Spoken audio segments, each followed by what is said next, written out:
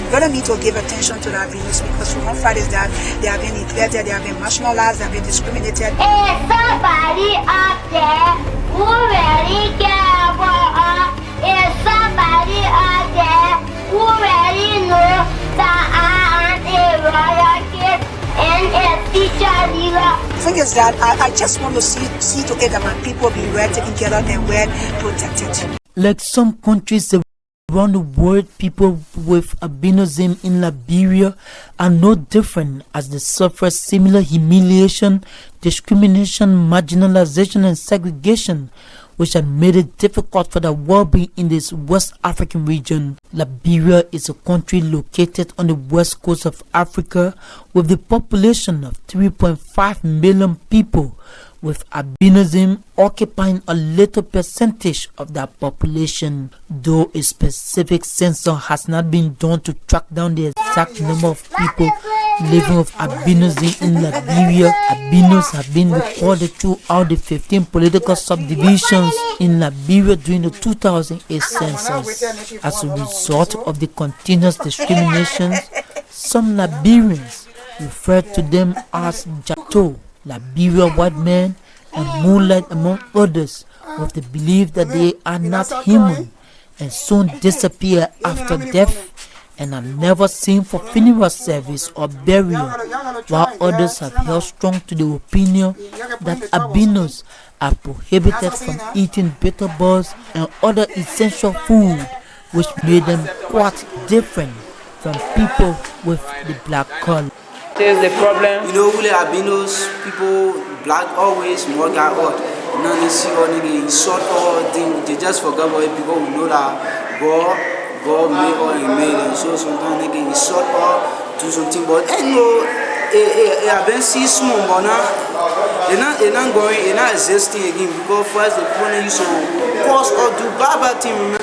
Such superstitious beliefs were the most difficult to overturn. But amidst these numerous of challenges faced by albinos in this country, there is only one among the many that stood up to fight for equal rights and justice for all albinos.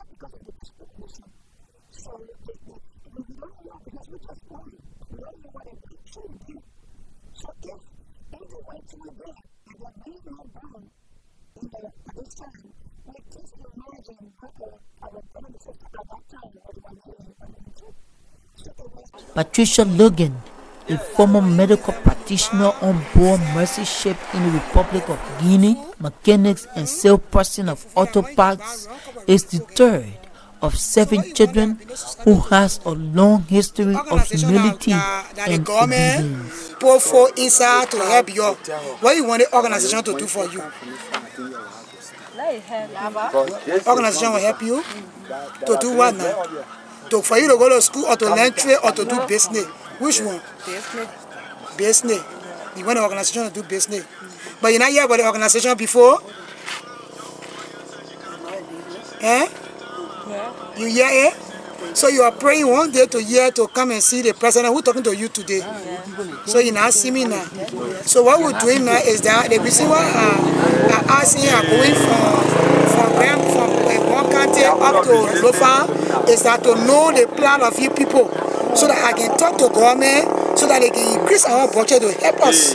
Because our condition is so worsening in a sense that the government need to get attention to us. So that's why I see your condition is falling, is bad off, and the government need to come in to see our best. Madam Logan in the early 2000s started an aggressive campaign with the desire to overturn the deplorable condition of persons living with albinism, and therefore went out knocking on every door to help abolish the violence and abuse against her colleagues.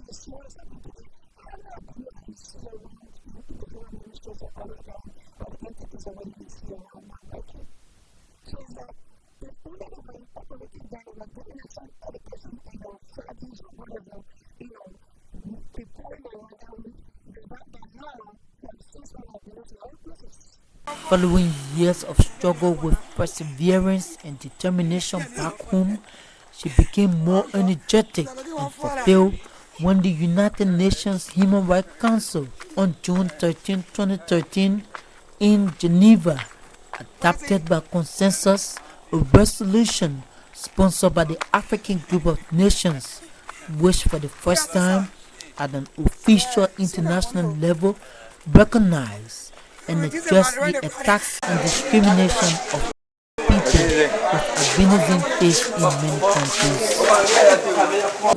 What we did is that we went to the UN headquarters and with our press statement telling them that they need to be freed on Tanzania government to see those witch doctors who are practicing, ritualistic purposes in those countries, to see how best they can revoke some of their certificates and see how they can do some screening. Because for one fact is that those who go for power goes there.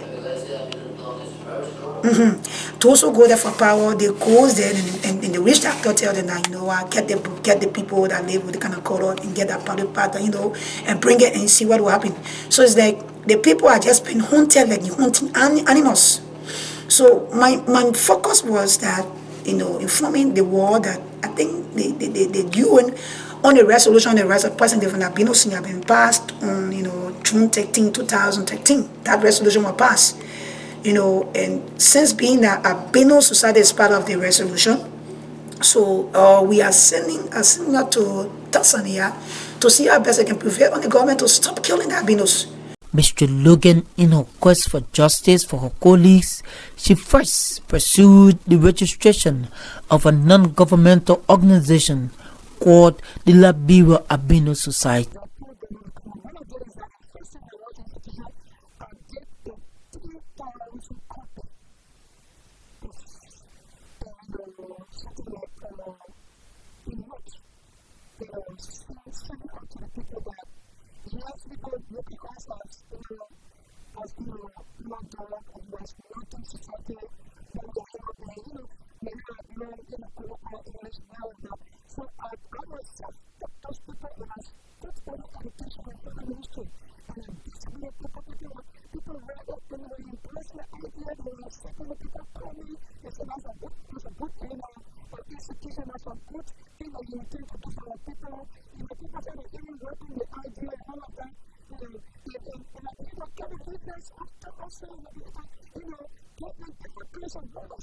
Then the Liberia Albino Society was officially registered in 2009 to seek the welfare of people living with albinism, followed by an office where she managed to strategize plans throughout these sleepless nights and days for the eradication of violence and abuse against albinos.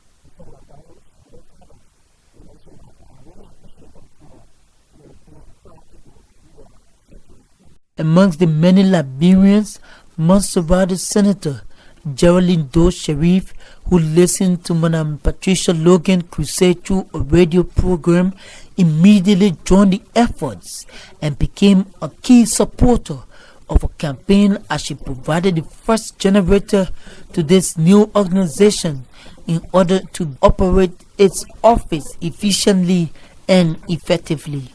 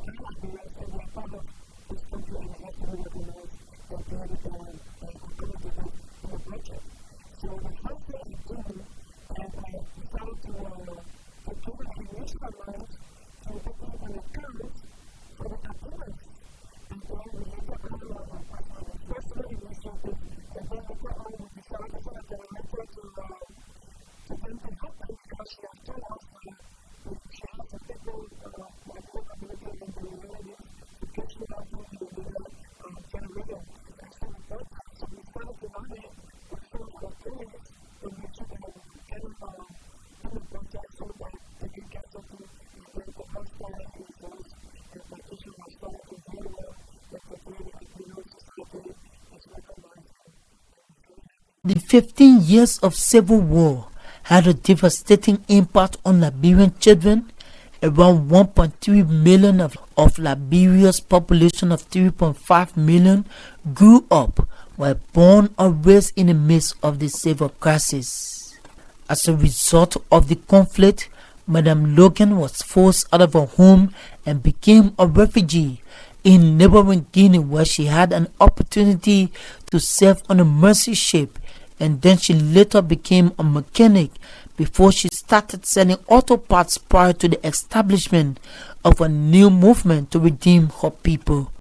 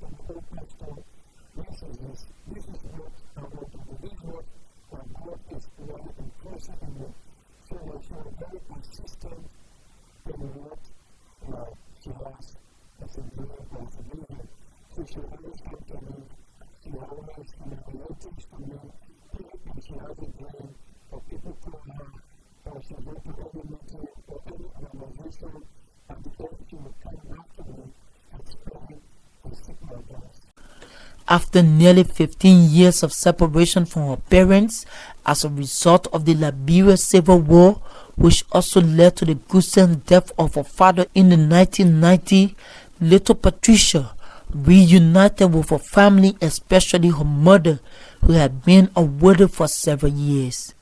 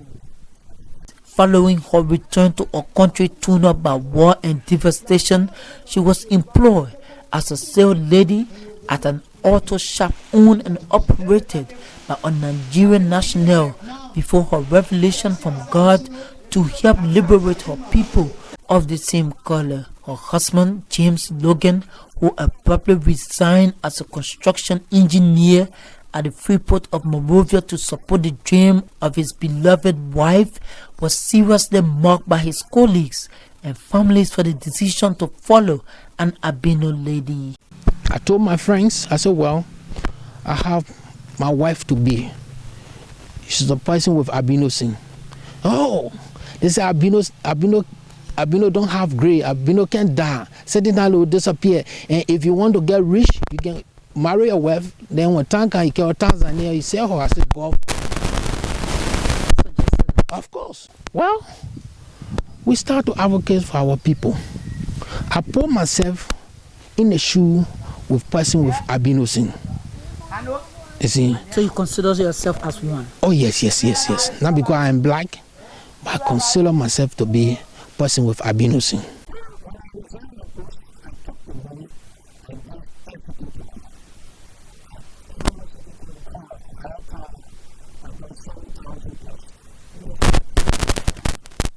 We bought one Tessie. We have pastors working along with all pastors and some religious, some Muslims, some imam working along with all. Every day when the Tessie run,